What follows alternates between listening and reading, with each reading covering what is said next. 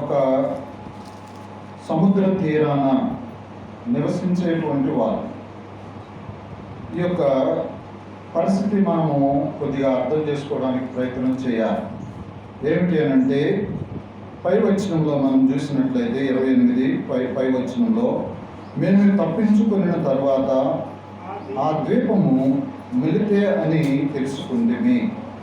అనాగరికులు అగు ఆ ద్వీపవాసులు మాకు చేసిన ఉపచార వింతంత కాదు. ఎలాగున అనగా అప్పుడు వర్షము కురియుచు చలిగా ఉన్నందున వారు నిప్పు రాజపెట్టి మమ్మను అందరినీ చేర్చుకునేది. అప్పుడు పౌలు మోపెడు పుల్లలేరి నిప్పుల మీద వేయక ఒక సర్పము కాకుకు బయటకు వచ్చి అతని చెయ్యి పట్టాను. ఆ దీపవాసులు ఆ జంతువు అతని చేతికి వేలాడుట చూచినప్పుడు నిశ్చయముగా ఈ మనుషుడు నరహంతకుడు, ఇతడు సముద్రము నుండి తప్పించుకొనినను న్యాయమాతని బ్రతకనీయదని తమలో తాము చెప్పుకొనిది. అప్పుడైతే ఆ విష జంతువును అగ్నిలో జాడించి వేసి ఏ హానియు పొందలేదు. వారతని శరీరము వాచునో లేక అతడు అకస్మాత్తుగా పడి చచ్చునో అని కనిపెట్టుచుండిరి. చాలాసేపు కనిపెట్టుచుండిన తరువాత అతనికి ఏ హానియు కలుగుకుండా చూసి ఆ అభిప్రాయము మాని అతను ఒక దేవత అని చెప్పసాగిరి. సరే, ఇక్కడ మనం చూసినట్లయితే సముద్ర మార్గంన ఖైదీగా ఉన్నటువంటి పౌలుని సముద్ర మార్గంన తీసుకొని వెళ్తూ ఉన్నారు. అయితే సముద్ర మార్గంలో వెళ్తూ ఉన్నప్పుడు కొద్ది దూరం వెళ్ళిన తర్వాత లేదా కొద్ది దినాలు వెళ్ళిన తర్వాత అక్కడ అకస్మాత్తుగా ఏమొచ్చిందంటే పెద్ద తుఫానులాగా వచ్చేసింది. కాబట్టి ఇప్పుడు అక్కడ నుంచి వీళ్ళు ఒక ద్వీపమునకు కొట్టుకొని రావడం అనేది జరిగింది. ఆ యొక్క పడవ లేదా ఓడ ఏం చేయబడుతూ వచ్చిందంటే ఒక గట్టుకి కొట్టుకొని రాబడుతూ వచ్చింది. ఆ గట్టు ఏమిటి అనంటే మిలితే అనేటువంటి ఒక అనాగరికులు నివసించేటువంటి ఆ యొక్క ఊరు దగ్గర ఆగిపోయింది. సరే, ఇప్పుడు ఆ యొక్క ఓడ నుంచి బయటకు వచ్చారు. బయటకు వచ్చిన తర్వాత అక్కడ ఉన్నటువంటి జనం ఏం చేస్తూ వచ్చారంటే ఈ యొక్క పౌలుతో ఉన్నటువంటి వాళ్ళందరి దగ్గరకు వచ్చారు. వాళ్ళని చేర్చుకున్న తర్వాత మంచి ఉపచారం వాళ్ళు చేస్తూ వచ్చారు. సరే, అప్పుడు బాగా చలిగా ఉన్న కారణాన ఏం చేశారు, ఆ పొయ్యి లేదా మంట వేస్తూ వచ్చారు. ఈ మంట వేస్తూ వచ్చినప్పుడు పౌలు కూడా ఏం చేస్తూ వచ్చాడంటే కొన్ని పొలలు ఏరి తీసుకొచ్చి ఆ మంటలో వేద్దామని చెప్పి కొన్ని పొలలు తీసుకొచ్చి మంటలో వేస్తూ వచ్చే ఈ యొక్క క్రమంలో ఆ వేడికి ఆ పొలలో ఉన్నటువంటి ఒక పాము ఎక్కడికి వచ్చింది, బయటకు వచ్చి పౌలు యొక్క వేలుని కరవటం అనేది లేదా గట్టిగా పట్టుకోవడం అనేది జరుగుతూ వచ్చింది. సరే, అనాగరికుడికి తెలిసినటువంటి విషయం ఏమిటి అంటే ఇతడు ఈ విధంగా సముద్రం నుంచి తప్పించుకొని వచ్చినా సరే ఇప్పుడు ఈ యొక్క పాము చేత ఇతడు చావబోతున్నాడు. తన యొక్క శరీరం వాపుకు వచ్చేస్తుంది. తర్వాత కొద్దిసేపటికి ఇతడు చనిపోతాడు. ఇది గత కాలంలో ఈ యొక్క మిలితే నివాసులు చూస్తూ వచ్చినటువంటి విషయం అది. అయితే ఇక్కడ ఆ విధంగా జరగటం లేదు. ఇక్కడ ఏం జరుగుతుంది, ఆ విధంగా జరగటం లేదు. ఎట్లాగా అని అంటే ఇప్పుడు ఈ యొక్క పాముని ఆ యొక్క మంటలో జాడించి వేస్తూ వచ్చాడు పౌలు. పడిపోయింది, అది చనిపోయింది. తర్వాత చెయ్యి వాయడం లేదు, శరీరం వాయడం లేదు. ఇతడు చక్కగా ఉన్నాడు. అయితే కొద్ది గంటలకి వారి యొక్క అభిప్రాయాన్ని ఏం చేస్తూ వచ్చారంటే మార్చుకుంటూ వచ్చారు. ఏమని అనంటే ఇతడు ఒక దేవతే. యాక్చువల్గా ఇతడు దీనివల్ల చనిపోయినట్టయితే ఒక నరహంతకుడై ఉండేవాడు. కానీ ఇతడు చావకుండా ఉండిన కారణాన ఇతనికి అతీతమైనటువంటి శక్తి ఉన్నది. కాబట్టి ఇతడు అతీతమైన శక్తి కలిగినటువంటి వాడు కాబట్టి ఇతడు చావలేదు. కాబట్టి ఇతడు ఒక దేవతా సమానుడు అని అక్కడ ఉన్నటువంటి నాగరికులు భావిస్తూ వచ్చారు. అయితే ఈ యొక్క దైవ సేవకుడైనటువంటి ఈ యొక్క పౌలు తనను తాను కనపరుచుకోవడానికి ఎప్పుడు కూడా ఇష్టపడలేడు. ఎవరిని కనపరుస్తూ వచ్చాడంటే ఇది దేవుని వల్ల కలుగుతూ వచ్చినటువంటి కార్యం. ఆయన ఏదైనా చేయగలిగినటువంటి వాడు. ఆయన ఈ యొక్క పాము యొక్క విషయం నుంచి భద్రపరచగలిగినటువంటి వాడు. తర్వాత ఆయన మనకు వచ్చేటువంటి ఉపద్రవాల నుంచి ఆయన కాపాడేటువంటి వాడు. ఎందుకంటే ఈ యొక్క శత్రుకు మెషకు అబద్ధము అనేటువంటి ముగ్గురు స్నేహితులు అగ్నిగుండంలో వేయవలసిన సమయం వచ్చినప్పుడు ఆ యొక్క అగ్నిగుండానికి ముందు ఏమన్నారంటే వాళ్ళు చెప్పినటువంటి మాట, మా దేవుడు ఈ యొక్క అగ్నిగుండం నుంచి తప్పించగలిగిన సమర్థుడని మేము ఎరుగుతాము. అయినప్పటికీ ఆయన తప్పించకపోయినా సరే నువ్వు చెప్పినటువంటి మాట మేమేం చెయ్యం, వినము. మీరు పెట్టినటువంటి యొక్క విగ్రహానికి మేము మొక్కం. గొప్ప తీర్మానం అక్కడ మనం చూడవచ్చు. ఆ తర్వాత ఏం జరుగుతూ వచ్చింది? తీసుకెళ్ళి అక్కడే వేశారు, 7 అంతలుగా చేస్తూ వచ్చారు. తర్వాత తీసుకెళ్ళి అక్కడ వేస్తూ వచ్చారంటే ఈ యొక్క అగ్నిగుండంలో వేస్తూ వచ్చారు. సరే, అగ్నిగుండంలో ఎవరు ఉన్నారు అని అంటే వీరితో పాటు మరొక వ్యక్తి కూడా కనిపిస్తూ ఉన్నాడు. వీరితో పాటు ఎవరున్నారండి? మరొక వ్యక్తి కూడా కనిపిస్తూ ఉన్నాడు. ఆయన దేవత రూపాన్ని పోలినటువంటి మనిషిలాగా వారికి కనిపిస్తూ ఉన్నాడు. అంటే ఇక్కడ మనం జ్ఞాపకం చేసుకోవాల్సింది ఏంటంటే దేవుడు ఏదైనా చేయగలడు. ఆయనకు అసాధ్యమైనది ఏమైనా ఉన్నదా అని అంటే లేదు. ఆయన సృష్టికర్త. ఆయన మనుషులను తయారు చేస్తూ వచ్చినటువంటి వాడు. సూర్య చంద్ర నక్షత్రాదులను ఆయన సృష్టిస్తూ వచ్చాడు. అందుకనే సందర్భంలో పౌలు రాస్తా ఏమంటాడంటే ఆయన కోటి సూర్యుల తేజస్సు కలిగినటువంటి వాడిని మాట్లాడతాడు. కాబట్టి సూర్యుని కంటే మహా తేజస్సుతోటి ఆ దేవుడు నన్ను దర్శించాడని మాట్లాడతాడు. కాబట్టి దేవుడు అంత సమర్థుడు, దేవుడు అంత గొప్పవాడు.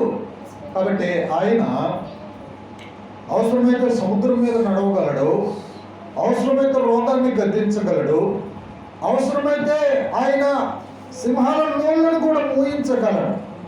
దానియేలు సింహం నోళ్ళలో ఉన్నప్పుడు ఆ సింహాల నోళ్ళను మూయిస్తూ వచ్చాడు. శత్రువు అయినటువంటి వాళ్ళను అందులో వేస్తూ వచ్చినప్పుడు ఏం జరుగుతూ వచ్చిందండి? ఎముకలు కూడా మిగలకుండా తిన్నాయని రాయబడుతూ వచ్చింది.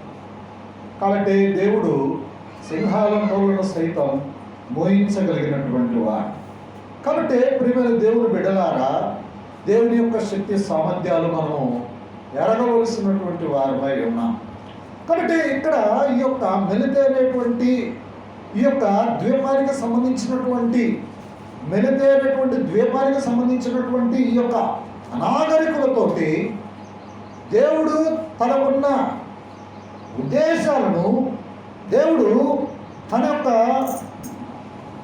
తనకున్నటువంటి సామర్థ్యాన్ని వీరి పట్ల చూపిస్తూ వచ్చాడు. ఏమిటి అని అంటే పాము నుంచి ఏం చేస్తూ వచ్చాడు? పౌలను భద్రం చేస్తూ వచ్చాడు. అప్పుడు కానీ వాళ్ళకు బోధపడాలి. ఇప్పుడు పౌలు ఎప్పుడైతే దాని నుంచి రక్షింపబడుతూ వచ్చాడో ఇప్పుడు పౌలు మాట వినటం ప్రారంభం చేశాడు. అయ్యో ఇతడు దేవత లాంటి వ్యక్తి అని చెప్పి వాళ్ళు మాట్లాడుకుంటూ పౌలుకి అక్కడ ఏం చేయించాడంటే పౌలు యొక్క విలువను వారికి చూపిస్తూ వచ్చాడు. వెంటనే ఆ ఊర్లో ఒక పెద్ద ఉన్నాడు, ఆయన పేరు పొప్లి. ఎవరండి? పెద్ద. ఆయన పేరు పొప్లి. ఇప్పుడు ఈ పొప్లి ఏం చేశాడంటే వచ్చేసాడు. ఇక్కడ ఏదో జరుగుతూ వచ్చిందంట అని చెప్పి బాగా భూస్వామి కదా, భూస్వామి వచ్చాడంటే ఎవరికైనా ఎట్లా ఉంటుంది అంటే గౌరవిస్తా. ఇప్పుడు ఇక్కడికి వచ్చిన తర్వాత పౌలు అక్కడ పౌలు పట్ల దేవుడు చేస్తూ వచ్చినటువంటి ఆ కార్యాన్ని విని ఈ పౌలు ఏం చేస్తూ వచ్చాడంటే వాళ్ళ ఇంటికి తీసుకెళ్ళాడు. 3 దినాలు స్నేహభావంతో ఏం చేస్తూ వచ్చాడు? ఆతిథ్యం ఇస్తూ వచ్చాడు, భోజనం పెడుతూ వచ్చాడు.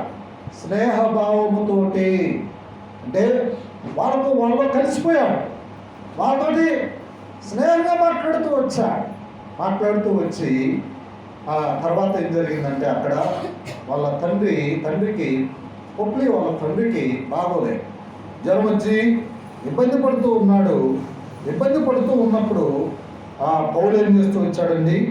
ప్రార్థన చేస్తూ వచ్చాడు. చూడండి 8వ వచనం. అప్పుడు పొప్లి యొక్క తండ్రి జ్వరము చేతను రక్త భేది చేతను బాధపడుచు పండుకొనే ఉండెను. అంటే రక్తహీనత చేత అక్కడ ఆయన ఎట్లా ఉన్నాడంటే జ్వరంతో బాధపడుతూ ఉంటే ఆ వ్యక్తిని కూడా ఏం చేస్తూ వచ్చాడు? లేవనెత్తుతూ వచ్చాడు. ఇప్పుడు లేవనెత్తుతూ వచ్చిన ఈ యొక్క విషయాలు మొత్తం గమనించినటువంటి వ్యక్తి ఆ యొక్క పుప్లి ఎట్లా ఉన్నాడంటే ఈ యొక్క పౌలుతోటి సాన్నిహితంగా స్నేహభావంతో ఉండటం అనేది మనము గ్రహించవచ్చు.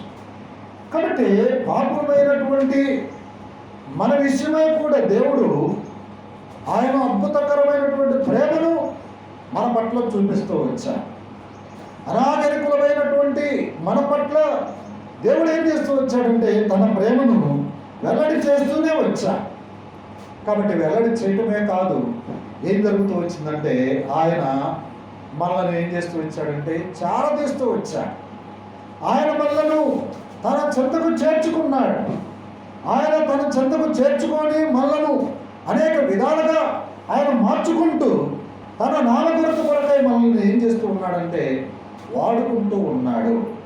కాబట్టి ఇప్పుడు దేవుడు మనలను ఈ యొక్క అద్భుతమైనటువంటి ప్రణాళిక పరంగా మనలను నడుపుకుంటూ వస్తూ ఆయన ఏ స్థాయికి మనల్ని తీసుకొచ్చాడంటే ఒక చోట రాయబడుతూ వచ్చింది. యోహాను సువార్త 15వ అధ్యాయంలో ఏమని రాయబడుతూ వచ్చిందంటే 15వ వచనంలో, ఇక మిమ్మలను దాసులని పిలవక, ఎవరండి?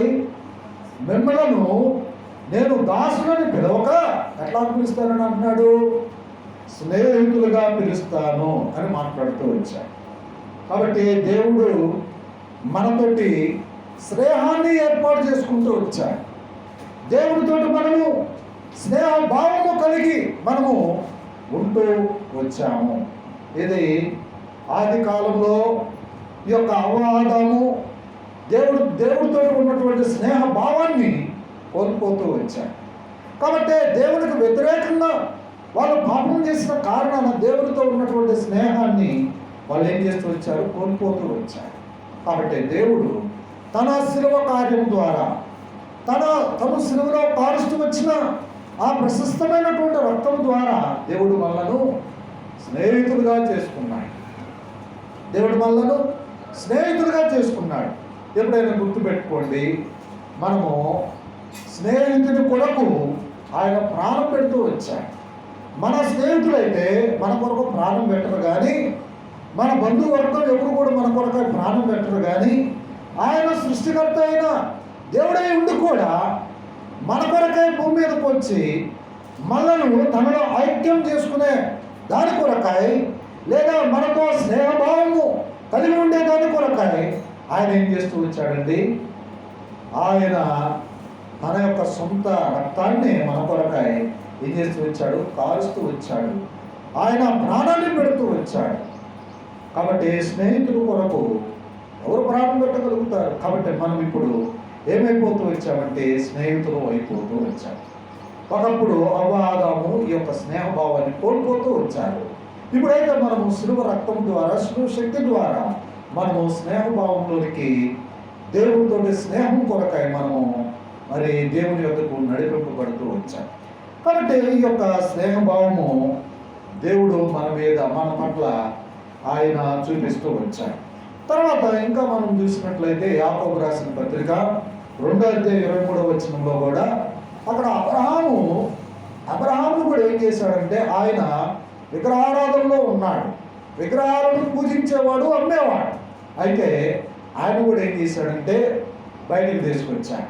ఆదికాండం 22వ అధ్యాయంలో ఆయన ఏం చేశాడంటే బయటికి తీసుకొచ్చి ఇప్పుడు ఆయన్ని అంచెలంచెలుగా తనకు ఉద్దేశాలు బయలుపరుచుకుంటూ తన ఆలోచనలు చెప్పుకుంటూ కనాను దేశానికి నడిపించాడు.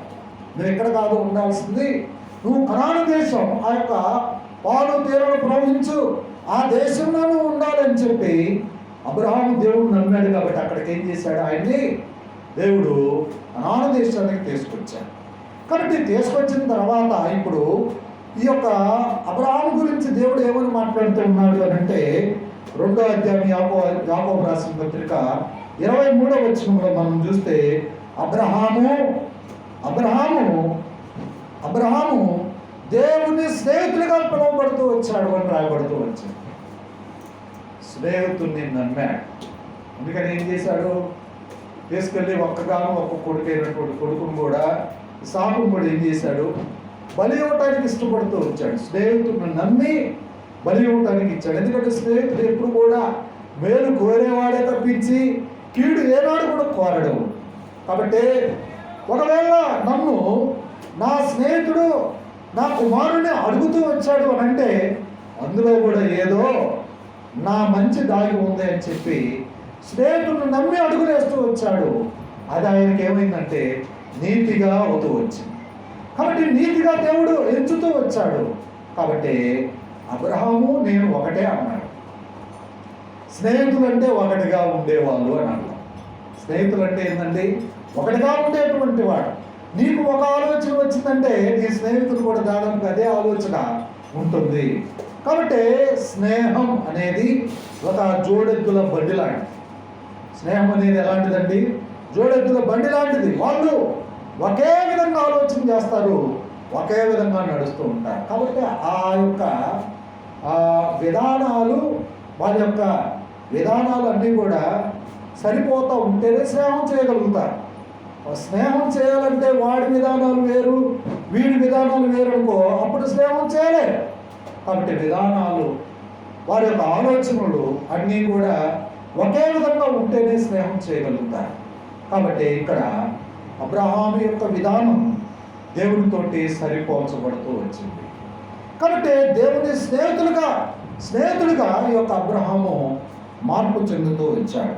తర్వాత 3వ యోహాను రాసిన పత్రికలో 1వ అధ్యాయము 3వ యోహాను 1వ అధ్యాయము అక్కడ మనం చూస్తే 14వ వచనం చూడండి. అక్కడ మనం చూస్తే ఇక్కడ యోహాను మాట్లాడేటువంటి మాట, అప్పుడు ముఖాముఖిగా మాట్లాడుకొనేదము, నీకు సమాధానము కలుగునుగాక, మన స్నేహితులు నీకు వందనములు చెప్పుచున్నారు. సరే, ఇది ఎవరి గురించి రాయబడుతూ వచ్చింది? పత్రిక అంటే అమ్మ జాగ్రత్తగా వినండి. ఈ పత్రిక ఎవరి గురించి రాశాడంటే గాయు అనేటువంటి ఒక పెద్ద సంఘంలో గాయు అనేటువంటి ఒక వ్యక్తి, ఆయన పెద్దగా ఉన్నాడు. అంటే దేవుని కార్యాలయందు చక్కగా పాల్గొనేటువంటి వాడు, దేవుని కొరకు బ్రతికేటువంటి వాడు, దేవుని అంగీకరించి దేవుని కొరకు, దేవుని యొక్క రాజ్యం కొరకు బ్రతికేటువంటి వాడు. ఇప్పుడు ఈ యొక్క యోహాను ఎక్కడ ఉన్నాడంటే దూర ప్రాంతంలో ఉన్నాడు. ఒక లెటర్ రాశాడు. మనం కూడా అంతేగా, ఎక్కడన్నా ఉన్నాం అనుకో ఏం చేస్తారు, మన స్నేహితులు ఏం చేస్తారు, లెటర్ రాసి పంపించారు. అంటే ఇప్పుడంటే డైరెక్ట్గా ఏం చేస్తాము, సెల్లులో ఇంటర్నెట్ ఆన్ చేయటం, టపా రాయటం, మెసేజ్ రూపంలో పంపించటం, లేదా వాట్సాప్ రూపంలో మనం మాట్లాడుకునేవి డైరెక్ట్గా లైవే వినొచ్చు. అంతే కదా, వీడియో కాల్ అంటారు. వీడియో కాల్ డైరెక్ట్గా మనం మాట్లాడవచ్చు, లేదా మెసేజ్ పెట్టవచ్చు. ఆ కాలంలో కార్డుల్లో రాసేవాళ్ళు, రాసి పంపిస్తే పోస్ట్ మ్యాన్ ఏం చేసేవాడంటే తీసుకెళ్ళి వాళ్ళకిస్తే, ఓ నా స్నేహితుడు క్షేమంగానే ఉన్నాడు, కుటుంబం క్షేమంగానే ఉందని క్షేమ సమాచారం తెలుసుకునేటువంటి వాడు. ఇప్పుడు ఈ యొక్క యోహాను ఏం చేస్తూ వచ్చాడంటే గాయు అనేటువంటి పెద్దకి, సంఘంలో ఉన్న పెద్దకి లెటర్ రాశాడు. ఏమని రాశాడంటే, బాగున్నారా, క్షేమంగా ఉన్నారా, మరి మా మనవాళ్ళు ఎట్లా ఉన్నారు, ఏంటి ఈ విషయాలు మొత్తం కూడా అడిగిన తర్వాత ఇప్పుడు చివరగా ఏమని అంటున్నాడంటే మన స్నేహితుడు. అంటే మన స్నేహితుడు అంటే ఏంటి? నువ్వు నేను స్నేహితులు, మన స్నేహితులు ఇంకా కొంతమంది ఉన్నారు ఇక్కడ నా దగ్గర. వాళ్ళందరూ ఏం చేస్తున్నారంటే నీకు వందనాలు చెప్తున్నారు. స్నేహం ఏ దాని గురించి అండి? స్నేహం. కాబట్టి ఈ యొక్క యోహానికి మరియు గాయుకు మధ్య ఎలాంటి రిలేషన్, ఎలాంటి బంధం ఉంది అంటే స్నేహ బంధం ఉంది. కాబట్టి మన భక్తిలో కూడా దేవుడు ఏదాన్ని మన పట్ల చూపించాలని దేవుని యొక్క ఉద్దేశం అంటే మనల్ని దాసులుగా ఉంచాలన్నది దేవుని యొక్క ఉద్దేశం కాదు. నిజానికి మనం దాసులమే అయినప్పటికీ మనను దాసులుగా దేవుడు చుట్టం లేదు, దాసులుగా మనను అనుకోవడం లేదు. ఏమని అనుకుంటున్నాడంటే మనను స్నేహితులుగా ఆయన భావిస్తూ ఉన్నాడు. కాబట్టి స్నేహితుడిని ఎక్కడ కూర్చోబెట్టుకుంటాడండి? దూరంగా కూర్చోబెడతాడు. స్నేహితుడు రా అని చెప్పి ఎక్కడ పక్కనే కూర్చోబెట్టుకుంటాడు. కాబట్టి ఇప్పుడు మనము ఈ యొక్క లోకాన్ని విడిచిపెట్టిన తర్వాత మనము దేవుని యొక్క కుడి పార్శ్వన మనం కూడా కూర్చునేటువంటి వాళ్ళగా ఉన్నాం. చూడండి, లోకాసు వార్త 16వ అధ్యాయంలో ఆయన ధనవంతుడు ఎక్కడ ఉన్నాడు? స్నేహితుడు కాదు, దేవుడికి స్నేహితుడు కాదు. కాబట్టి ఎక్కడ ఉన్నాడు? అగ్నిగుండంలో ఉన్నాడు. ఇప్పుడు స్నేహితుడైనటువంటి లాజర్ ఎక్కడున్నాడంటే అబ్రహాం అంటే దేవుని రొమ్మన ఏం చేస్తూ వచ్చాడు? ఆడుకుంటూ వచ్చాడు. కాబట్టి తన బిడ్డలైనటువంటి వాళ్ళు ఆయనకు ఎట్లా ఉన్నారంటే స్నేహితులు, హక్కున చేర్చుకున్నాడు. దేవుడు తన కుమారుడైన లేదా తన స్నేహితుడైనటువంటి లాజరుని ఏం చేస్తూ వచ్చాడంటే చనిపోవడంతో ఏం చేశాడు? ఆయన వచ్చి తక్కువని హత్తుకొని తీసుకెళ్ళిపోయాడు. భూలోకంలో ఇంతకన్నా గొప్ప ధన్యకరమైన జీవితం ఏముంటుందండి? వజ్రాలు మనలను అలాంటి స్థితికి తీసుకెళ్ళలేదు. మనకున్న డబ్బు మనలను ఆ స్థితికి తీసుకెళ్ళలేదు. మనకున్నటువంటి ఈ యొక్క జ్ఞానం, చదువు అలాంటి స్థితికి తీసుకెళ్ళలే. మనకు కావాల్సింది ఏంటంటే ఆ ప్రభువు ఎలాంటి సారూప్యత కలిగి ఉంటూ ఉన్నాడో అలాంటి రూపంలోనికి మనం వచ్చేటట్లుగా, అలాంటి విధానాల్లోనికి మనం వచ్చేటట్లుగా మనము ప్రయత్నం చేయటం, దాని కొరకై బ్రతకటం, అదే స్నేహ భావాన్ని తెలియజేస్తుంది. కాబట్టి భూలోకంలో ఆయన మనకు దగ్గరగా సమీపంగా శరీరరీత్యా లేకపోవచ్చు, ఆత్మస్వరూపిగా మనతో ఎట్లా ఉన్నాడు? స్నేహభావాన్ని కలిగే ఉన్నాడు. ఇప్పుడు ఈ యొక్క దేహాన్ని కూడా నువ్వు వదిలిపెట్టిన తర్వాత దేవుడితో ఎట్లా ఉండొచ్చు? స్నేహభావమే. అప్పుడు దేవుని కన్నా నీకు ఈ లోకవసలకి నీకు నేను ఎందుకు ఎక్కువ కాలం లోకంలో బతికానని అనిపిస్తుంది. అప్పుడు ఈ లోకాన్ని విడిచిపెట్టిన తర్వాత నీకు ఏ విధంగా అనిపిస్తుంది అంటే అబ్బా 80 సంవత్సరాలు బతికానే, దేవుడు ముందు తీసుకొచ్చినట్లయితే ఈ యొక్క ఇంత మహిమను నేను ముందుగానే అనుభవించామండి కదా అన్న సంతోషం నీకు వస్తుంది. ఇది క్రైస్తవులకు మాత్రమే, ప్రభువుని నమ్మినటువంటి బిడ్డలకు మాత్రమే ఈ ఆధిక్యత, ఈ విజన్, ఈ యొక్క ఆలోచన వాళ్ళకు మాత్రమే ఉంటుంది. లోకంలో ఉన్నటువంటి వాళ్ళకు ఉండదు. వాళ్ళకి ఏ కాడికి మంచి ఆభరణాలు, మంచి పొలాలు, మంచి డాబాలు, తర్వాత మంచి భోజనాలు, తర్వాత ఎంటర్టైన్మెంట్, ఇవన్నీ లోకంలో ఉన్నటువంటి వాళ్ళకి కావాలి. కానీ దేవుని ప్రజలకు ఆయనే ఇవన్నీ కూడా, దేవుని ప్రజలకు ఆయనే ఈ యొక్క ఎంటర్టైన్మెంట్ కావచ్చు, ఆస్తి కావచ్చు, ఐశ్వర్యం కావచ్చు, చదువు కావచ్చు, లేదా అందం కావచ్చు, లేదా ఇంకా ఏదైనా కావచ్చు, ఆయనే. కాబట్టి పొప్లి అనేటువంటి యొక్క వ్యక్తి దేవుని బిడ్డలను ఏ విధంగా చేర్చుకున్నాడు అని అంటే స్నేహభావంతో చేర్చుకున్నాడు. ఈ భావము ఆ గుణం ఎవరిని తెలియజేస్తుందంటే ప్రభు అయిన యేసుక్రీస్తుని తెలియజేస్తుంది. ఆ గుణం ఎవరిని తెలియజేస్తుందండి? ప్రభు అయిన యేసుక్రీస్తుని తెలియజేస్తుంది. ఎందుకంటే అతడు దాసుడే, అతడు లోకంలో ఒక ఈ యొక్క దేహాన్ని కలిగి ఉన్నాడు కాబట్టి అతడు భూస్వామి అయినప్పటికీ లోకంలో పాపం అనే దాసత్వంలో అతడు కూడా బ్రతుకుతూ ఉన్నవాడే. అయినా దేవుని సేవకులతో ఎట్లా ఉన్నాడంటే స్నేహభావంతో బ్రతుకుతూ వచ్చాడు, ఉంటూ వచ్చాడు. కాబట్టి మంచి ఆతిథ్యం అతడు ఇస్తూ వచ్చాడు. కాబట్టి ఇక్కడ మనము జ్ఞాపకం చేసుకోవాల్సింది ఏంటంటే దేవుడు కూడా మనలను ఏం చేస్తూ వచ్చాడండి, స్నేహితులుగా మనం చేసుకుంటూ వచ్చాడు. స్నేహితులుగా ఉండాలి అని అంటే మనకు కొన్ని కండిషన్స్ ఉన్నాయి. దేవుడు ఎలాంటి వాళ్ళని పడితే అలాంటి వాళ్ళని స్నేహితులుగా చేర్చుకోండి. ఎందుకంటే ఇందాకే చెప్పాముగా, ఇద్దరు క్వాలిటీస్ ఎట్లా ఉండాలి, సేమ్గా ఉండాలి, అప్పుడే స్నేహితుడు అవుతారు. కాబట్టి ఆ కండిషన్స్ ఏందనేవి మనం ఒక 4-5 చూద్దాము, తర్వాత మనము ఆరాధనలోకి ప్రవేశిస్తాం. చూడండి, చదవండి. యోహాను రాసిన మొదటి పత్రిక, యోహాను రాసిన పత్రిక 15వ అధ్యాయం 14వ వచనము. 15వ అధ్యాయము 14వ వచనంలో మనకు ఒక మాట అక్కడ రాయబడుతూ వచ్చింది. చదవండి. నేను మీకు ఆజ్ఞాపించు వాటిని చేసిన ఎడల మీరు ఏం చేయాలి? కండిషన్ ఏంది? స్నేహితులు కావాలంటే ఏంటి కండిషను? మీకు ఆజ్ఞాపించు వాటిని ఏం చేయాలి? చెయ్యాలి. అప్పుడు మనం స్నేహితులు అవుతాం. అంతే కదండి. అట్లా పడితే అట్లా కాలేదు. దేవుని స్నేహితుడు కావాలి అని అంటే చాలా త్యాగం మనం చేయాలి. ఎందుకంటే దేవుడు త్యాగం చేశాడుగా. దేవుడు మన కొరకై ఆయన సింహాసనాన్ని కాదనుకున్నాడు, పరలోక రాజ్యాన్ని కాదనుకున్నాడు, దేవదూతలు ఆరాధనను కాదని అనుకోని భూమి మీదకి వచ్చి ఎవరైనా దెబ్బలు తింటాడా? ఎవరైనా దెబ్బలు తింటారా? తింటాడా? బాగా సౌఖ్యంగా ఉంది, అది కావాలి ఎవడన్నా వచ్చి ఇక్కడికి వచ్చి దెబ్బలు తింటాడా? తింటాం. అంతే కదా. ఏమంటారు అప్పుడు?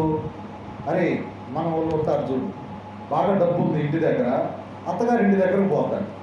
అత్తగారి ఇంటి దగ్గరకు పోయి అత్తగారి చేత, తర్వాత భార్య చేత, తర్వాత బామంతి చేత ఏం చేస్తూ ఉంటారు? తిట్టించుకుంటూ ఉంటారు. అప్పుడు కొంతమంది ఇతని గురించి తెలిసినటువంటి వాళ్ళు ఏమంటారు తెలుసా? ఏమొచ్చిందరా నీకు, అక్కడంతా ఉంది, ఎక్కడికి వచ్చి ఏళ్ళ చేత ఎందుకు ఈ వరదాన్ని తిప్పించుకుంటావు? ఏంది మైండ్ ఏమన్నా పోయిందా? ఏంది పనులు అని చెప్పి మనం ఆ వ్యక్తిని అంటామా అనమా?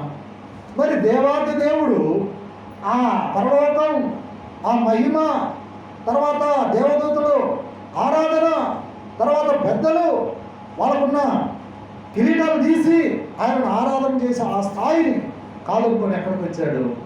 భూమి మీదకి వచ్చాడు. వచ్చి ఆయన ఏమన్నా సౌఖ్యంగా వచ్చారా అని అంటే ఏమన్నాడు? ఏనా తిండిపోతూ అన్నాడు. ఈయనేమో దయాలు పట్టినటువంటి వాడు అని చెప్పి మాట్లాడుతూ వచ్చాడు. ఈయన ఎలాంటి వాడంటే ఈయన దుర్మార్గుడని మాట్లాడుతూ వచ్చాడు. ఎవరండి? పాపుల స్నేహితుడు ఎక్కడని మాట్లాడుతూ వచ్చాడు. ఎవరైనా ఇలాంటి పాటలు ఎవరన్నా పడతారా అంటే పడరు. కానీ మన కొరక ఆయన ఏం చేస్తూ వచ్చాడు? పడుతూ వచ్చాడు.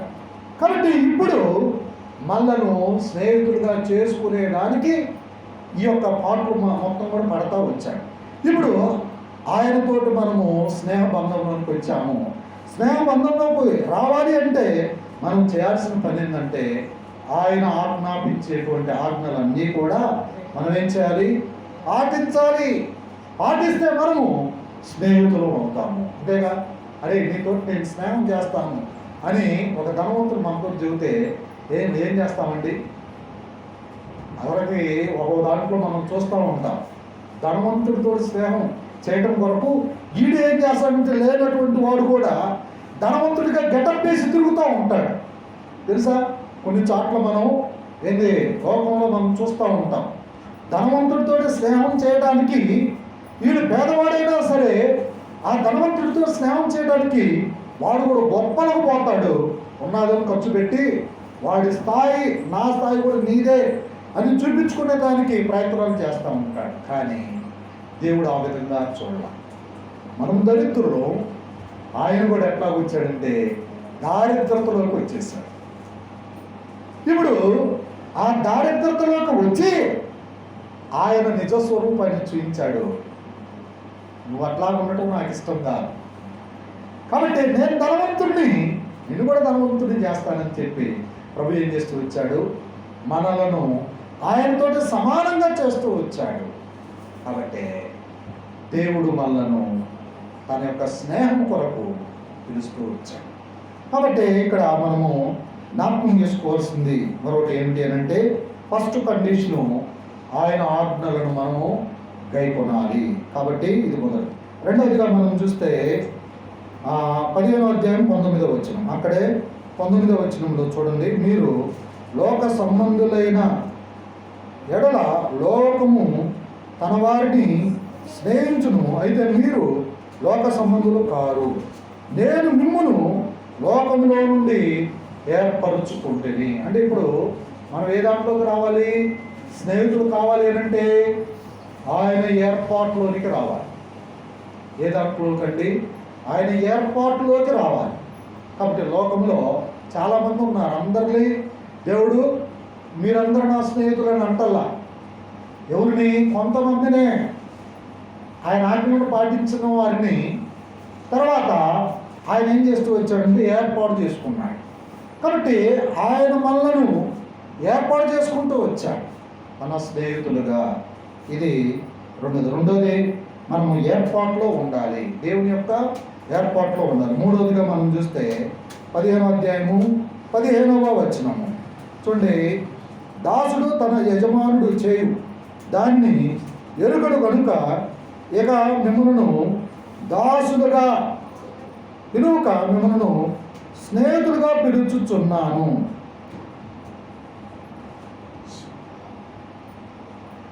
తర్వాత చదవండి, ఎందుకనగా నేను నా తండ్రి వలన వినిన సంగతులన్నిటినీ మీకు తెలియజేసి తిని. స్నేహితుడు ఎప్పుడు కూడా లోపల దాచుకోడు. ఏం చేస్తాడు? స్నేహితుడికి మరొక స్నేహితుడికి ఏం చేస్తాడు? విషయాలన్నీ కూడా చెప్తాం. మనం ఇంటి పక్కన కూర్చొని ఏం చేస్తాము? మన స్నేహితులు ఉంటారు, ఇంట్లో జరిగినవన్నీ కూడా వాళ్ళతో చెబుతూ ఉంటాం, అంతే కదా. స్నేహితుడు ఏం చేస్తాడంటే మరొక స్నేహితుడికి విషయాలు మొత్తం కూడా తెలియజెప్తూ ఉంటాడు. అంటే దీని అర్థం ఏంటంటే, స్నేహితుడుగా దేవునికి మనం కావాలి అని అంటే మన దగ్గర ఉన్నటువంటి సంగతులు ఏయన్నా సరే ఆయనకి ఏం చేయాలి? మరుగు చేయకుండా ఆయనకి చెప్పుకోవాలి అని అర్థం. మూడోది ఏంటి? స్నేహితుడికి మనం ఏ విషయం కూడా మరుగు చేయకుండా స్నేహితుడికి మనం విన్నవించుకోవాలి. అంటే ప్రార్థనను జ్ఞాపకం చేస్తుంది. మూడోది ఏంటి? ఏదాన్ని జ్ఞాపకం చేస్తుంది?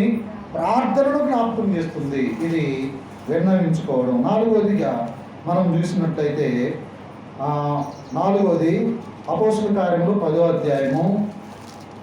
అపోస్తుల కార్యములు 10వ అధ్యాయము అక్కడ మనం చూడగలుగుతాము. 10వ అధ్యాయము 10వ అధ్యాయము మనము 24వ వచనంలో మనము చూస్తాం. మరునాడు వారు కైసరియాలో ప్రవేశించితిరి. అప్పుడు కొర్నేలి తన బంధువులకు ముఖ్య స్నేహితులను పిలిపించి వారి కొరకు కనిపెట్టుకొని ఉండెను. సరే, ఇక్కడ విషయం ఏంటంటే, ఇక్కడ కొర్నేలి తన యొక్క స్నేహితుల కొరకు కనిపెడతా ఉన్నాడు. ఎవరికండి? స్నేహితుల కొరకు కనిపెట్టడం.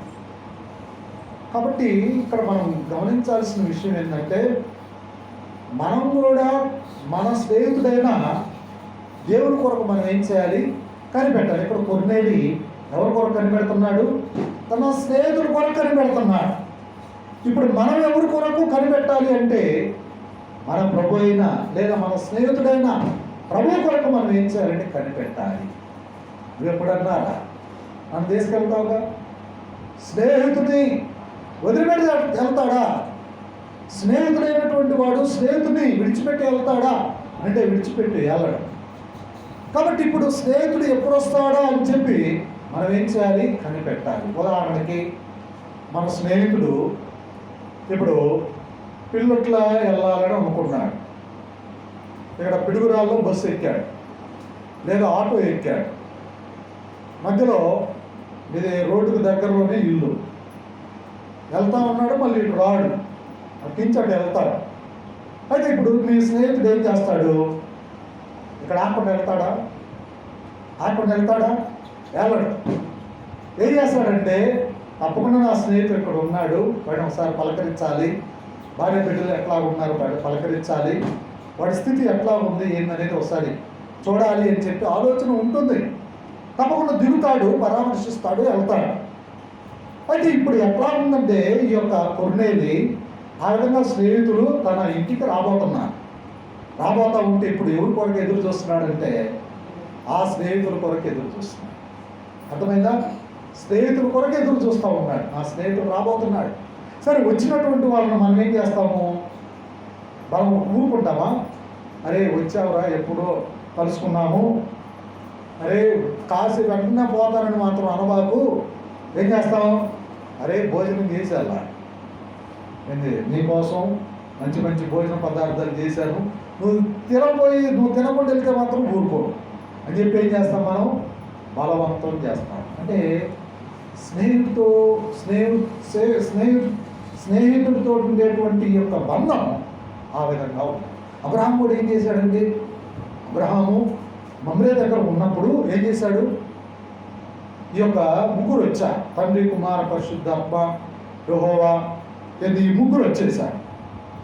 వస్తే ఆయన ఏం చేశాడు? మిట్ట మధ్యాహ్నం పంపించేశాడా? మిట్ట మధ్యాహ్నం అయినా ఏం చేశాడు?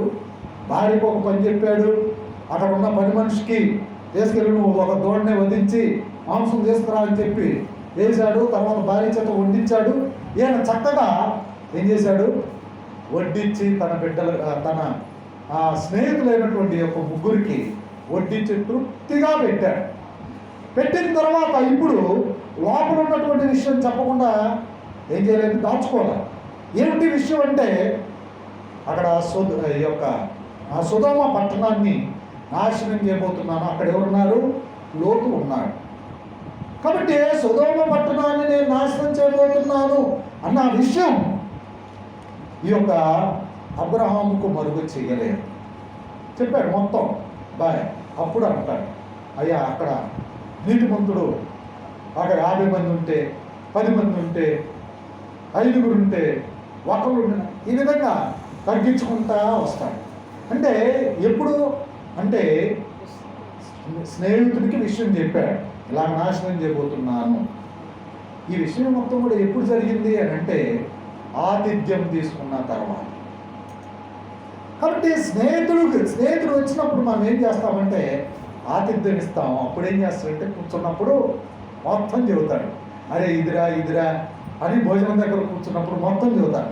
ఎట్లా ఉంది, ఏంది, అమ్మాయికి ఎప్పుడు పెళ్లి చేస్తావు, మరి అబ్బాయి ఎట్లా ఉన్నాడు, మరి అబ్బాయికి ఎప్పుడు పెళ్లి చేస్తావు, ఏమైనా సంబంధాలు ఏమైనా చూస్తున్నావా, ఏదిరా, మరి ఏం అసలు ఫోన్ కూడా చేయట్లేదు, నీ ఆరోగ్యం ఎట్లా ఉంది, మరి ఆ అమ్మాయి యొక్క ఆరోగ్యం ఎట్లా ఉంది ఏందనేది ఎప్పుడు మాట్లాడతారు అని అంటే భోజనం చేస్తా కూర్చున్నప్పుడు ఈ విషయాలు మొత్తం కూడా మాట్లాడుకుంటూ ఉంటారు. దేవుడు మనలను ఆ స్థాయికి తీసుకొచ్చాడు. కాబట్టి ఒక వ్యక్తి ఒక సముద్రం పక్కన దేవునితో స్నేహభావంతో ఉన్నటువంటి ఒక సేవకుడు ఆ విధంగా దేవునితో బాగా సత్సంబంధాలు కలిగి ఉన్నటువంటి వ్యక్తి ఒక సముద్రం పక్కన నడుచుకుంటూ వెళ్తూ ఉంటే కొన్ని సంవత్సరాలు ఆ విధంగా నడుచుకుంటూ వెళ్తూ ఉన్నారు. నడుచుకుంటూ వెళ్తూ ఉంటే ఇద్దరు అడుగులు కనపడతా ఉంటాయంట. అరే మనము ఇప్పుడు ఎట్లా నడుచుకుంటూ వెళ్తున్నాము, 2 అడుగులు స్పష్టంగా కనబడుతున్నాయని మాట్లాడుకుంటా ఉన్నారు. సరే, కొన్ని సంవత్సరాలు అట్లాగే అయిపోయిన తర్వాత ఇప్పుడు వృద్ధాప్యంలోకి వచ్చారు. వృద్ధాప్యంలోకి వచ్చిన తర్వాత ఇతరు అడుగులు చిన్నగా వేస్తారు వృద్ధాప్యంలోకి వచ్చినప్పుడు, అంతేగా. అయినా ఏం చేశారంటే ఇద్దరు కలిసి నడుచుకుంటూ వెళ్తూ ఉన్నప్పుడు ఇద్దరు అడుగులు చిన్నగానే పడుతున్నాయి, ఆయన అడుగులు కూడా చిన్నగానే పడతా ఉన్నాయి. సరే కొన్నాళ్ళు పోయిన తర్వాత ఇతను ఎవరు ఆదరించే వాళ్ళు లేరు.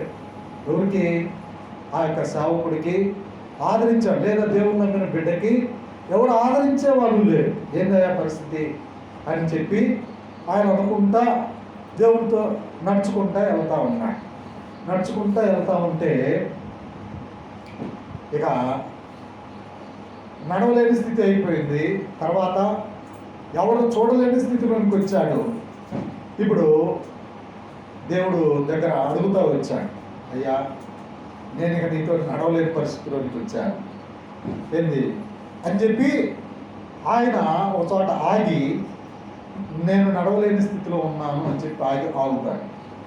ఆగిన తర్వాత ఇప్పుడు డౌట్ వచ్చి ఏందా మరి నా అడుగులు ఎట్లా ఉన్నాయని చెప్పి ఒకసారి వెనక తిరిగి చూశాను. చూస్తే ఇప్పుడు 2 అడుగులే కనపడుతుంది, అంటే 1 అడుగులే కనపడుతున్నాయి. ఆ పక్కన నడిచే వ్యక్తి లేడు. అప్పుడు ఏమన్నాడంటే, ఈ వ్యక్తి ఏమన్నాడంటే, అయ్యా నేను ఒక్కడే నడుస్తున్నాను నీరసంగా, నువ్వేమో లేవు నా పక్కన, నువ్వేమో నా స్నేహితుడు అని అన్నావు ఏంది, నువ్వు నా స్నేహితుడు అన్నావు, ఇప్పుడు నువ్వు నాతో లేవు అని చెప్పి ఆ విశ్వాస అయినటువంటి ఆ వ్యక్తి అడుగుతూ వచ్చాడు, లేదా సేవకుడు అడుగుతూ వచ్చాడు. అడుగుతూ వస్తే, నీ అడుగులు ఎక్కడ అవి, నీ కాదయ్యి నా అడుగులు అవి అని అన్నాడు. అదేంటి నా అడుగులు ఎక్కడికి పోయినాయి అని అంటే, అసలు నువ్వు నడిస్తేనేగా, మరి నేను ఎక్కడికి పోయాను అని అంటే, అదిగో నా చేతుల్లో ఉన్నా, ఇప్పుడు నువ్వు నడవాల్సిన పని లేదు, నువ్వు నా చేతుల్లో ఉన్నా, నేను నిన్ను నడిపిస్తాను.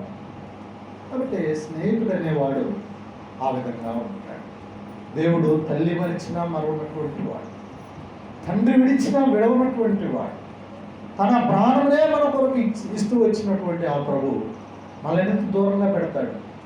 మన కొరకు తనను తానే అర్పించుకుంటూ వచ్చిన ఆ ప్రభు మనల్ని ఎందుకు దూరంగా ఉంచుతాడు. కాబట్టి మీరు నా స్నేహితులు అంటూ వచ్చాడు, మీరు నాతోటి ఆ అన్యోన్యమైనటువంటి సహవాసం మీరు నాతో కలిగి ఉండండి అని చెప్పి మనల్ని దేవుడు చారదీస్తూ వచ్చాడు. కాబట్టి మనకు కావాల్సింది ఏమిటి అని అంటే, స్నేహితుని కొరకు మనం ఏం చేయాలి, కనిపెట్టుకొని ఉండాలి. స్నేహితుని కొరకు మనం ఏం చేయాలి, ఇది 4వది, కనిపెట్టుకొని ఉండాలి. 5వదిగా మనం చూస్తాము, చూడండి, అపోస్తుల కార్యములు 27వ అధ్యాయము 3వ వచనం తీయండి, తీసి మీరు తర్వాత చూడండి.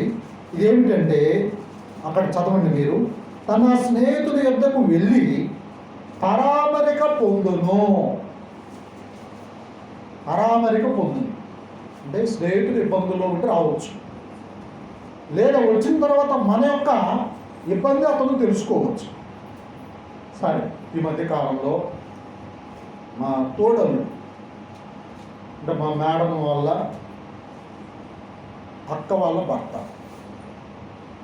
మొన్న 12వ తారీఖు చనిపోయాడు. వయసు 56 సంవత్సరాలు. గవర్నమెంట్ టీచర్గా పనిచేస్తూ ఉన్నాడు. అయితే చనిపోయాడు. అయితే డబ్బు లేదు, ఎన్ఆర్ఐ హాస్పిటల్లో ఉన్నాడు. అయితే ఆయన స్నేహితులు కొంతమంది ఉన్నారు. ఆయన అందరూ ముస్లిమ్స్తోటే ఎక్కువ స్నేహం. సరే, వాళ్ళు హైదరాబాద్లో ఉంటారు. ఈయన వాళ్ళ దగ్గరికి వెళ్తాడు, ఆయన దగ్గరకు వస్తారు. సెలవులు అంటే ఇంకా ఆయన అక్కడే గడుపుతాడు, వాళ్ళు సెలవులు అంటే ఈయన దగ్గరకు వచ్చి గడుపుతారు. అంత స్నేహం ఉంది. చిన్నప్పటి నుంచి ఆ రిలేషన్ అట్లాగా మెయింటైన్ చేసుకుంటూ వచ్చారు. ఆయన కొడుకులకు పెళ్ళిళ్ళు అవుతూ వచ్చాయి, కానీ ఈయన బంధం అట్లాగే ఉంది. తర్వాత ఈ మధ్యకాలంలో ఏం జరిగిందంటే, ఫోను నంబరు ఈ ఫోన్ మార్చేటప్పుడు ఏదో క్రమంలో మిస్ అయిపోతే వీళ్ళ మధ్య కాంటాక్ట్ కొద్దిగా తెగిపోతే ఈ లోపల ఇతను ఎన్ఆర్ఐ హాస్పిటల్లో జాయిన్ చేయించారు కదా. తర్వాత ఇతడు మొత్తానికి ఎట్లాగో అది రిపేర్ చేయించుకొని మొత్తానికి మరి ఉన్నారో లేదా ఈమె దగ్గర అదే భార్య మా మేడం వాళ్ళ అక్క వాళ్ళ నంబరు ఉందేమో, ఏమో ఫోన్ చేసి, అన్న ఇట్లాగా చివరి గడియల్లో ఉన్నాడు, అని చెప్పిందంట. మరి ఇప్పుడు దాకా ఎందుకు చెప్పలేదమ్మా అని ఒకటిన వచ్చేసారు. నలుగురు స్నేహితులు వచ్చేసి బిల్లు మొత్తం కూడా మేమే చూసుకుంటాం నిశ్చింతగా. అంటే ఇక్కడ నేను ఏదాని గురించి చెప్పాలన్నది నా ఉద్దేశం అంటే పరామర్శించడం. ఇబ్బందిలో ఉంది ఏంటి, ఆల్రెడీ మేమేం చేసామంటే మాకున్న స్థాయిని బట్టి మేము సహాయం చేస్తూనే వచ్చాం. అందరి దగ్గర డబ్బులు ఉండవు కదా, మేము పొద్దాకులా సహాయం చేస్తూనే వచ్చాము. అయితే వాళ్ళ స్నేహితులు వచ్చి వాళ్ళు ఏం చేశారు, మీకు బిల్లు రూపాయి కూడా మీరు కట్టాల్సిన పని, మేము ఉన్నాం, మా స్నేహితుల కొరకు మేము చేయమా అని చెప్పి మొత్తం వాళ్ళే చూశారు. తర్వాత మరి 2 బిడ్డలు ఉన్నారు వాళ్ళ సంగతి కూడా మేమే చూస్తాం. భరోసా ఇచ్చి ఎందుకంటే అతడు ఇప్పుడు ఎంబీబీఎస్ అయిపోయి ఇప్పుడు ఎంఎస్ చేయాలి. రేపు 21వ తారీఖున, ఈ నెల 21వ తారీఖున అబ్బాయికి ఎగ్జామ్. ఇప్పుడు ఆ ఎగ్జాము రాయాలి కదా, అటెంప్ట్ చేయాలి కదా. మరి ఆ తర్వాత ఏంటి అంటే దాని గురించి కూడా మేము ఏదో ఒక ఏర్పాటు చేస్తాం అని చెప్పి వాళ్ళు భరోసా ఇస్తూ వెళ్ళారు. తర్వాత మనం చనిపోయినప్పుడు అందరూ వాళ్ళే ఉన్నారు. ఇక్కడ విషయం ఏంటంటే అక్కడ ఎలాంటి విధానం మనం కనపరచాలంటే పరామర్శించే విధానం.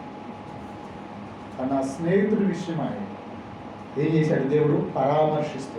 ఎట్లాగా, మనము దీన స్థితిలో ఉన్నాం, నరకానికి పాత్రులుగా ఉన్నాం.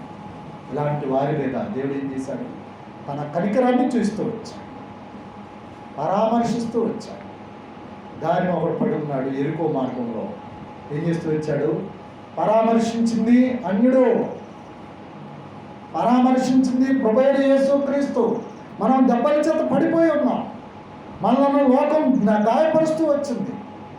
కానీ దేవుడు ఏం చేశాడంటే కట్టాడు, ఓటవది పూల దగ్గర పెట్టి ఇంకా ఏదన్నా నీకు చెల్లించాల్సింది ఏదైనా ఉంటే నేను మరలా వచ్చి చెల్లిస్తాను అని చెప్పి వారికి బాధ్యత అప్పచెప్పి. కాబట్టి స్నేహ బంధం అనేది ఆ విధంగా ఉంది. కాబట్టి ఇక్కడ పరామర్శించాలి. తర్వాత మనము చూస్తే 6వదిగా మనం చూసినట్లయితే యాకోబు రాసిన పత్రిక 2వ అధ్యాయం 23వ వచనంలో మనం చూస్తే అబ్రహాము దేవుని నమ్మెను కనుక నమ్మికను బట్టి అతడు స్నేహితుడుగా అవుతూ వచ్చాడు. అంటే ఇప్పుడు మనకేం కావాలి, స్నేహితుడి మీద అలాంటి నమ్మిక ఉంచాలి. కాబట్టి నమ్మిక ఇది మనము 6వదిగా మనము గ్రహించవలసిన వాళ్ళు. సరే, 7వదిగా మనం చూసినట్లయితే 1వ అధ్యాయము 3వ యోహాను రాసిన పత్రిక 1వ అధ్యాయము 14వ వచనంలో మనం చూస్తే జాగ్రత్తగా గమనించాలమ్మా. నిన్ను చూడ నిరీక్షించుచున్నాను రాగడి. ఎవరిని చూడాలి? ఇందాక చెప్పానుగా గాయువు గురించి. గాయు ఎవరు అంటే యోహానుకి స్నేహితుడు, అక్కడ ఉన్న సంఘంలో ఒక పెద్ద. ఇప్పుడు ఆయన గురించి ఏమని మాట్లాడుతున్నాడంటే, యోహాను నిన్ను చూడ నిరీక్షించుచున్నాను. ఎంత మంచి మాట అండి. నిన్ను చూడాలన్న కోరిక నాలో ఉంది. మన స్నేహితుల పట్ల కూడా మనం అంతే ఉంటామా ఉండమా? తప్పకుండా ఉంటాం. అరే నిన్ను చాలా రోజులు అవుతుందిరా, చూడాలని అనిపిస్తుందిరా అని చెప్పి మనం అంటామా అనమా? కాబట్టి అలాంటి బంధం దేవుడు కూడా మన మీద, ఆ బంధాన్ని మన మీద చూపిస్తూ వచ్చాడు. ఆయన మనను చూడాలన్న నిరీక్షణ ఆయనకు ఉన్నది, మనకు కూడా ఆయన చూడాలన్న నిరీక్షణ మనకి ఉండాలి. ఇందాకే చెప్పాను కదా, ఒక్క సెకండ్ ఇక్కడ ప్రారంభమైందంటే ఎక్కడ తీరుస్తావు? పరలోక రాజ్యంలో తీరుస్తాం. అప్పుడు ఏమనుకుంటామంటే ఇక్కడ వాళ్ళు ఏడుస్తూ ఉంటారు. అప్పుడు మనకేమనిపిస్తుంది అంటే వీళ్ళేంద్ర బాబు ఏడుస్తున్నాడు, అసలు నేను ఎక్కడికి వచ్చాను? నా దేవుడి దగ్గరకు, నా స్నేహితుడి దగ్గరకు నేను వస్తే మా వాళ్ళు ఏంటి ఇక్కడ ఏడుస్తున్నారు, అవసరమైతే వాళ్ళు కూడా రమ్మనా అని అనే స్థాయి అక్కడ ఉంటుంది. ఈ విషయాలు మొత్తం కూడా మనకు తెలియక ఏమనిపిస్తుంది అంటే, అయ్యో మావాడు పోయాడు, మావాడు ఇది చేశాడు, మావాడు లేకపోతే ఏమైపోయింది ఏమీ కాదు. భోజనం తినవచ్చు, చేయొచ్చు, అందరూ పోవాల్సిన వాళ్ళమే కదా. డబ్బు ఉందని ఏమన్నా ఎన్టీఆర్ ఏమన్నా అయిపోయాడండి, రాజ్యాంగాన్ని రచించాడని అంబేద్కర్ ఏమైనా ఆగిపోయాడా? అయిపోతాడండి. రాష్ట్రపతిగా చేశాడని ప్రణబ్ ముఖర్జీ ఏమైనా ఆగిపోయాడా చనిపోకుండా? ఎవరు అవుతారండి?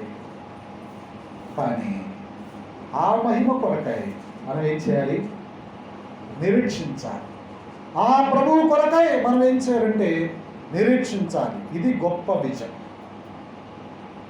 ఈ విజన్ ఎవరైతే కలిగి ఉంటారో వాడు లోకంలో నిశ్చింతగా ఉంటాడు. ఏ దానికి భయపడడు. ఏ దానినైనా సరే అతడు పంటతోటి సమానంగా చేసుకుంటాడు. కాబట్టి దేవుడు మనల్ని స్నేహితులుగా చేశాడు. ఆయన గొప్ప విలువకరమైనటువంటి స్నేహంలోనికి మనల్ని తీసుకొచ్చాడు. కాబట్టి మనం కూడా మన స్నేహితుడైనటువంటి ఆ ప్రభువుని, మన కొరకు ఇన్ని చేస్తూ వచ్చిన ఆ ప్రభువుని మనం ఏం చేయాలండి? ఆరాధన చేయాలి. ఆయనని కనపరచాలి. ఆయన మన పట్ల కలిగిన ఈ యొక్క ఉద్దేశాలను బట్టి మనం ఆయన్ని కొనియాడాలి, కీర్తించాలి, ఆయన పాదాలను ముందు పెట్టుకోవాలి. ఆ విధంగా కొద్ది నిమిషాలు మనము ప్రభువుని ఆరాధన చేయనట్టుగా ప్రభు మనకి సహాయం చేయను కాక.